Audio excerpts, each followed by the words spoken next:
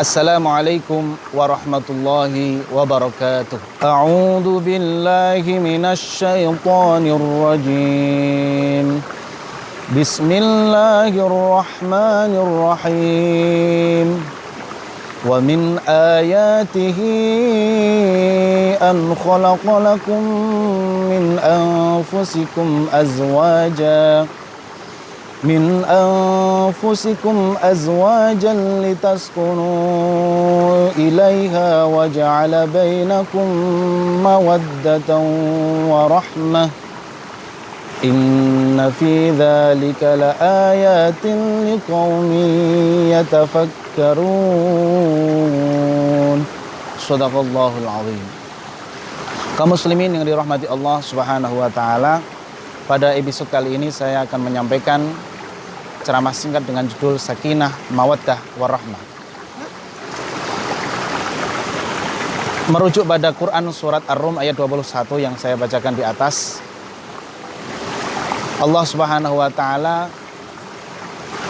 menyebutkan bahwa di antara tanda-tanda kekuasaan Allah adalah menjadikan kita hidup berpasang-pasangan supaya kita mendapatkan sakinah, mawaddah, warahmah.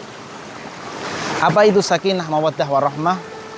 Sakinah diambil dari kata litaskunu ilaiha, supaya seseorang itu merasakan ketenteraman, baik ketenteraman batin ataupun ketenteraman secara biologis.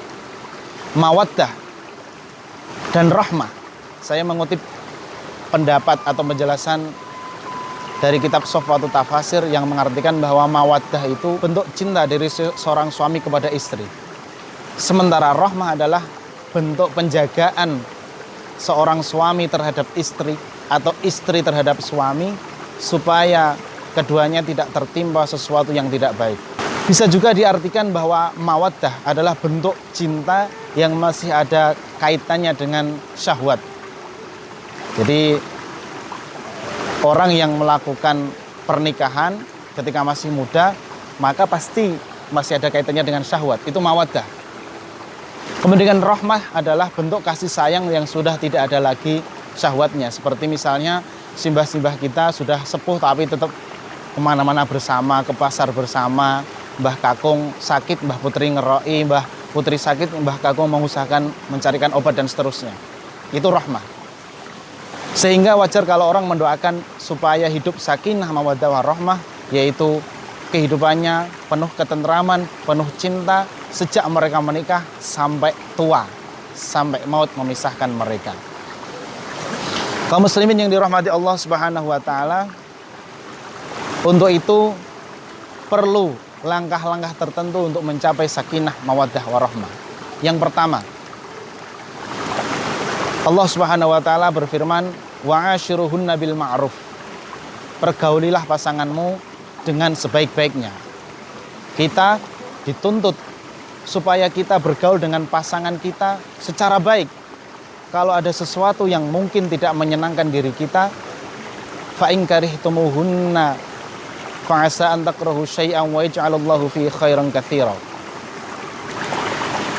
Allah Subhanahu wa taala menyampaikan dalam Quran surat An-Nisa ayat 19 ini bahwa kalau seandainya ada sesuatu yang tidak menyenangkan dari pasangan kita, maka kita harus bersikap baik. Kita harus husnudon. Siapa tahu di balik sesuatu yang tidak menyenangkan itu ada faedah atau manfaat bagi kita. Contoh, salah satu contoh. Ada seorang mengeluhkan, oh istri saya kok cerewet, banyak omong dan seterusnya. Istri saya judes, galak dan seterusnya. Mungkin bagi kita itu tidak menyenangkan.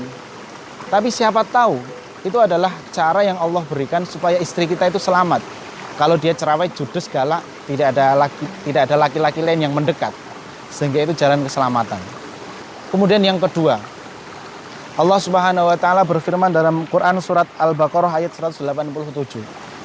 Hunna libasul lakum wa antum libasul lahun.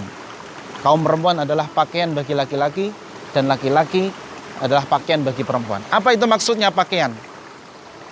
Pakaian itu memiliki sifat menutup aurat. Lah sifat pasangan hidup harus bisa meniru pakaian, menutup kekurangan masing-masing. Suami menutup kekurangan istri, istri menutup kekurangan suami.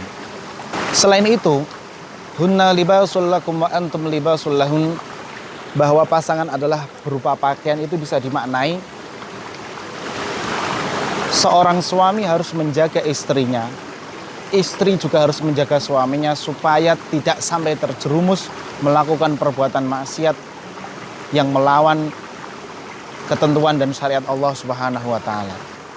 Kemudian yang berikutnya, di antara adab seorang suami ketika bergaul baik dengan istri itu menyesuaikan dawuhnya Nabi Muhammad SAW, bahwa Nabi berwasiat berbuatlah baik dengan perempuan karena perempuan tercipta dari tulang rusuk, dan tulang rusuk yang paling bengkok itu yang paling atas.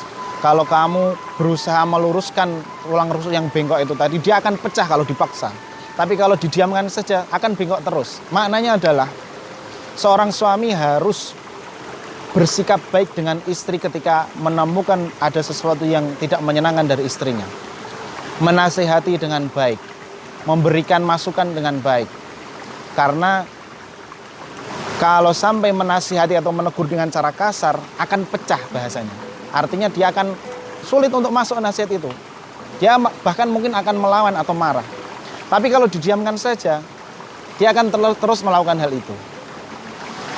Kaum muslimin yang dirahmati Allah Subhanahu wa taala, tentu hadis ini bukan bermakna memojokkan perempuan atau meremehkan perempuan, bukan. Justru ini adalah wasiat Nabi supaya kaum laki-laki itu bersikap lemah lembut, bersikap baik terhadap perempuan, dan seorang laki-laki harus pandai-pandai dalam mengelola emosi perempuan. Salah satu cara supaya kehidupan rumah tangga itu bisa sakinah, mawaddah, warahmah, diantaranya adalah seorang suami harus sering-sering mengajak bergurau dengan istrinya, dengan pasangannya.